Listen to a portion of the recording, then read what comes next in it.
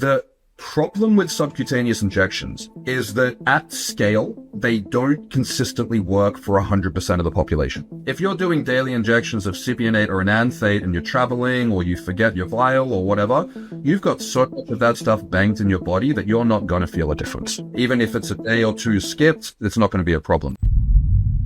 Yeah, I think people, when they think of injecting, they think of the big harpoons, the 18 gauge needles that you and I both started on, right? And so I do like the idea of using smaller needles, microdosing throughout the week. Is there a benefit? Well, is there not a benefit? We have some clinicians who obviously prescribe intramuscularly injecting, and we have some that suggest subcutaneously. Can you talk a little bit about that? Yeah. So for reference, this is the size needle that I use. This is a 29 gauge half-inch needle. The needle is so small, you can barely see it in the camera. So this is a tiny little needle. If I was wearing a t-shirt, I'd stick it into my shoulder to prove a point. When we're looking at the subcutaneous versus intramuscular injections, if the outcomes were the same at scale, then it would be subcutaneous, just from a comfort standpoint. It's more comfortable to stick a needle in the belly fat than it is to stick it into the muscle. Now, with that said, into the deltoid, there's no nerves once you break the skin, so it's more just it's a very kind of mild difference, but it would absolutely be more comfortable to do it subcutaneously, for sure. The problem with subcutaneous injections is that at scale, they don't consistently work for 100% of the population. And on an individual level, if someone's already doing subcutaneous shots, and their levels are great and everything's working, keep doing that. Awesome. But if you're looking at running a clinic of 1,000, 2,000, 5,000 patients, and you recommend that every one of those patients does subcutaneous injections, I've found there's about a 30 to 40% rate of guys who do subQ who get like a welt, like an uncomfortable lump in a bump, like a mosquito bite. And even if they don't, other guys will notice they get a reduction in benefits, and they'll often see a drop in their serum levels by about 30 to 40%. The challenge with subcutaneous injections when it comes to an oil is that typically when we prescribe subcutaneous injections of things like peptides or insulin, they're an aqueous solution, they're in water. So that, if you imagine the subcutaneous fat layer, the way that it gets into the bloodstream is kind of like a shower drain with really, really tiny little holes. So when you're putting an oil in there, it doesn't enter the bloodstream as quickly as it should. Now, people will go, well, that's good. It means it doesn't absorb as quickly and, you get more stable levels. That's not how it works. It bottlenecks in the liver with the ester.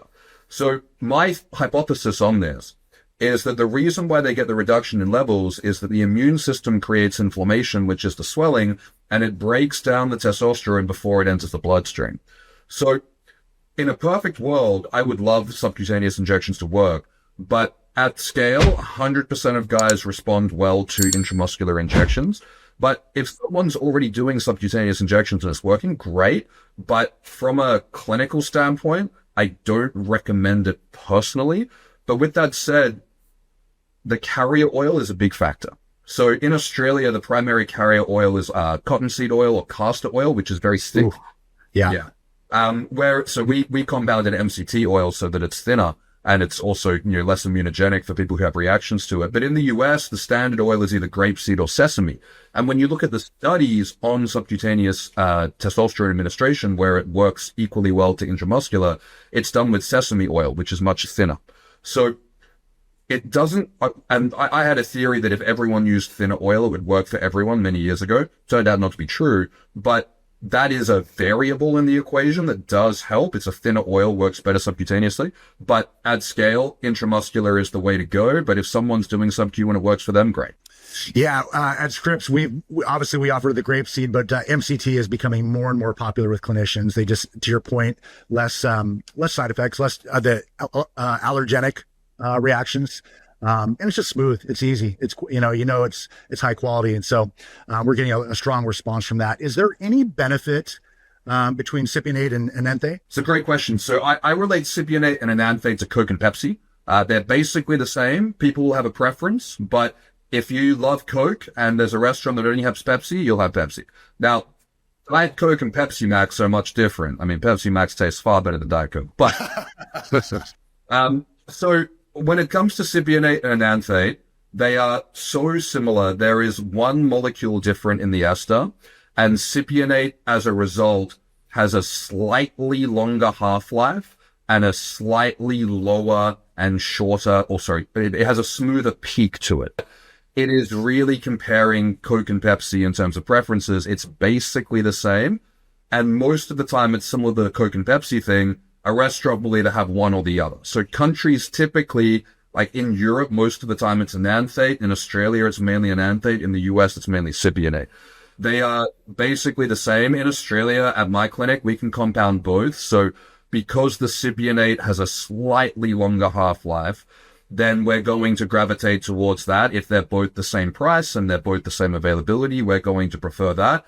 But at the end of the day, they are so similar that they're basically the same thing. So they're virtually interchangeable. When you're injecting every day, is there any use case in which propionate would make sense? So this is also a point that I've seen come a trend in the recent years. And I recently did a podcast with Dr. Todd Lee, who has a very harsh but very true take on it, which I find very entertaining. Some people get a bit upset by it. But the issue with propionate is that, so in theory, when guys are looking at using propionate as a daily shot, they're saying that this variance in terms of a more significant peak and trough, because it's a much shorter half-life medication, is more in alignment with the body's natural rhythm of having variation in testosterone over 24 hours.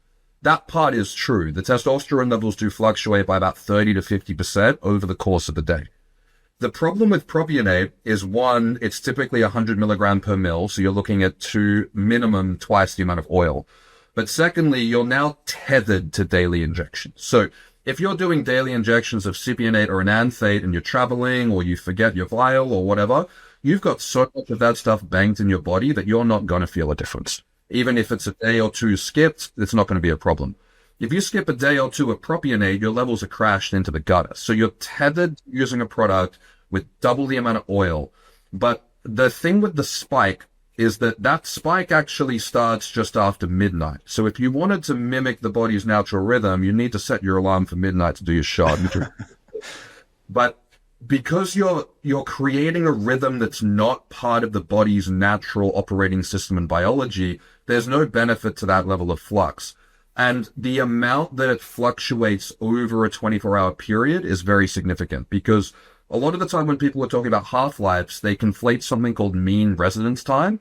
So propionate actually has a half-life of just under a day. It has a mean residence time of 3 to 4 days.